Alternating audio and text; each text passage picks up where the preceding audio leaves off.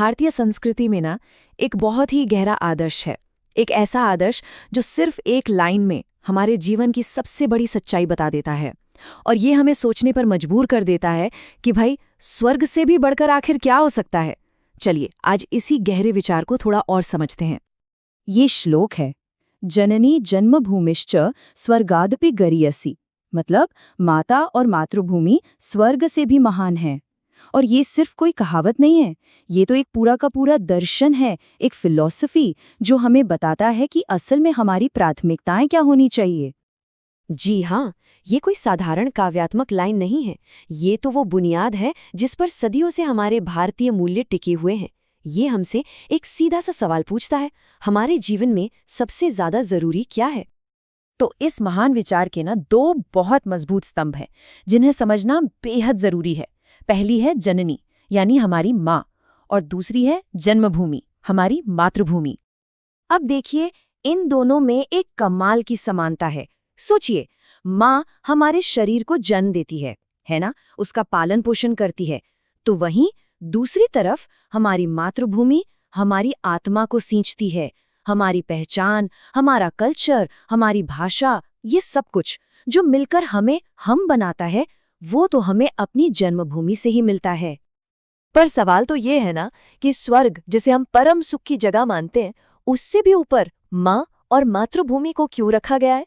क्या वजह हो सकती है? इसका जवाब असलियत और कल्पना के फर्क में छिपा है। देखिए, स्वर्ग सुख की एक कल्पना हो सकता है, लेकिन वहां हमारी कोई पहचान नहीं, कोई अपनापन नहीं। लेकिन मातृभूमि, वो तो एक जीती जागती सच्चाई है। यहाँ की मिट्टी से हमारा एक गहरा जुड़ाव है, एक गौरव है, और ये जो अपनेपन का एहसास है ना, वो और कहीं मिल ही नहीं सकता। और ये जो विचार है, ये सिर्फ किताबों या दर्शन तक ही सीमित नहीं है। हमारा इतिहास ऐसे महान लोगों से भरा पड़ा है जिन्होंने इस आदर्श को सच में जीकर दिखाया है। सबसे बड़ा उदाहरण तो हमें रामायण में मिलता है, जब भगवान राम ने सोने की लंका को भी ठुकरा दिया था। उन्होंने लक्ष्मण से कहा, लक्ष्मण, इस सोने से बनी लंका भी मुझे अच्छी नहीं लग रही, क्योंकि माँ और मातृभूमि तो स्वर्ग से भी बढ़कर हैं। सोचिए, उन्होंने इतने धन दौलत पर अपने मिट्टी को चुना। और ऐसा ही एक और उदाहरण है छत्रपति शिवाजी महाराज। उनका तो पूरा जीवन ही अपनी मातृभूमि की रक्षा के लिए एक बलिदान था।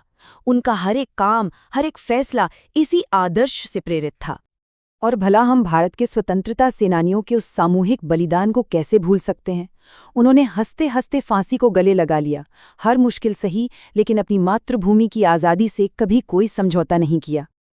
तो इन सभी महान जीवनियों से एक ही संदेश मिलता है, एक ही आवाज गूंजती है कि अपनी मातृभूमि का कर्ज चुकाने से बड़ा कोई कर्तव्य नहीं, कोई धर्म नहीं। पर अब सवाल ये उठता है कि आज के दौर में, इस ग्लोबल दुनिया में, क्या ये प्राचीन आदर्श कोई मायने रखता है?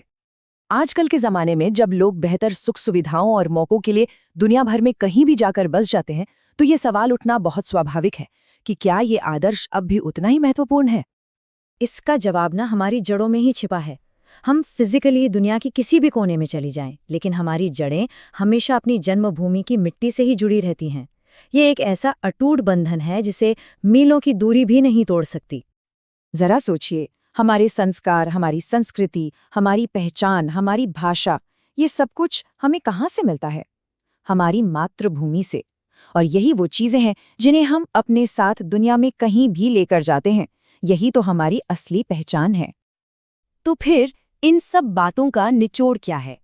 आखिर सबसे बड़ा धर्म है क्या? सच्चा धर्म, या कहें कि सबसे बड़ा कर्तव्य, वो है अपनी माँ और अपनी मातृभूमि के प्रति उस कभी ना खत्म होने वाले ऋण को मानना और सम्मान करना। यही सच्ची देशभक्ति की भावना है, जो सिर्फ नारों में नहीं बल्कि हमारे कामों में दिखनी चाहिए। आखिर में ये याद रखना बहुत जरूरी है कि स्वर्ग का सुख तो एक पल का हो सकता है, एक कल्पना हो सकता है, पर माँ और मातृभूमि से जो हमारा रिश्ता है, जो कनेक्शन है, वो हमेशा का है, वो सच्चा है और हमेशा हमारे साथ रहता है। और यही वो सवाल है जो आज हम सबको खुद से पूछना चाहिए। इस मॉडर्न दुनिया में हम इस पुराने लेकिन बेहद जरूरी आदर्श को कैसे जी सकते हैं? आज के दिन हमारी अपनी मातृभूमि के लिए हमारा समर्पण कैसा दिखना चाहिए? ये एक ऐसा सवाल है जिस पर हम सबको सोचना चाहिए।